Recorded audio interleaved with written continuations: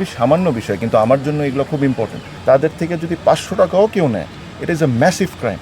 এই যে আমাদের যে খালাম্মারা যারা আছেন, যারা আমাদের মাঠটাকে পরিষ্কার রাখেন বা ড্রেসিং রুমকে আমাদের ওই এনভায়রনমেন্টটা ক্রিয়েট করে দেন যেরকম আমরা যাই বসে দেখতে পারি, তাদের সাথেও কিন্তু আমি তাদেরকে আমার রুমে ডেকে সিইও সাহেব আর ফাইন্যান্সের যে হেড, ওনাদেরকে নিয়ে আমি তাদের সাথে বসেছি। আমি জিজ্ঞেস করেছি যে কোন জায়গায় কারাপশন হচ্ছে। মজার বিষয়টা শুনলে আপনারা অবাক হবেন, খুবই সামান্য বিষয়, কিন্তু আমার জন্য এগুলো খুব ইম্পর্টেন্ট।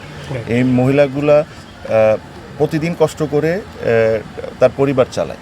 আমি আমার বেতন 6 মাস 1 বছর 1 মাস পর বা 2 মাস পর পেতে পারি, আমার সমস্যা হবে না। এনাদের বেতন যদি একদিনও লেট হয়, এটা কিন্তু অনেক বড় প্রবলেম। তো আমি তাদেরকে ডাকলাম, যে জিজ্ঞেস করলাম যে কি সমস্যা। তো বলে যে আমাদের থেকে টাকা নেয়।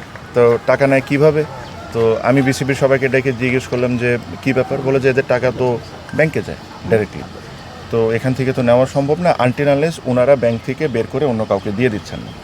তারপরে হিসাব করে দেখলাম যে গন্ডগোলটা হলো ওভারটাইমে করছে কি, আপনার অনেক ক্ষেত্রে যার বেসিক স্যালারি যতটুকু তার চেয়ে বেশি অনেকে ওভারটাইম পাচ্ছে। তো ওভারটাইম লিস্ট যখন আমি আর আমার সিইও প্লাস ফাইন্যান্স বসে দেখলাম, তো দেখলাম যে কিছু মহিলা হলো 28 ঘন্টা, 25 ঘন্টা, 32 ঘন্টা, 36 ঘন্টা, আর কিছু দেখতেছি 90 ঘন্টা, 92 ঘন্টা, 80 ঘন্টা, 85 ঘন্টা। তো আমি বুঝলাম যে কাহিনী আছে এখানে, যে 3-4 জন মহিলা বসেছিল, আমি তাদেরকে নাম জিজ্ঞেস করলাম, তারা তো কমপ্লেন নিয়ে এসেছে। তো তাদের নাম যখন বলে তখন দেখি তাদের লিস্ট হলো 25 ঘন্টা, 28 ঘন্টা। মানে তাদের সাথে আন্ডারস্ট্যান্ডিং হয়নি ওই বিসিবির ওই ব্যক্তির। হ্যাঁ, তো যাদের সাথে আন্ডারস্ট্যান্ডিং হয়েছে তাদের কি ওভারটাইমটা নেয়, ওদের অ্যাকাউন্টেই যায়, কিন্তু ওখান থেকে বের করে আবার ওই মহিলাগুলা ওই লোকটারে দিয়ে দিচ্ছে। তো এই প্রত্যেকটা জিনিস আমি মানে খুবই স্ট্রংলি মনিটর করছি।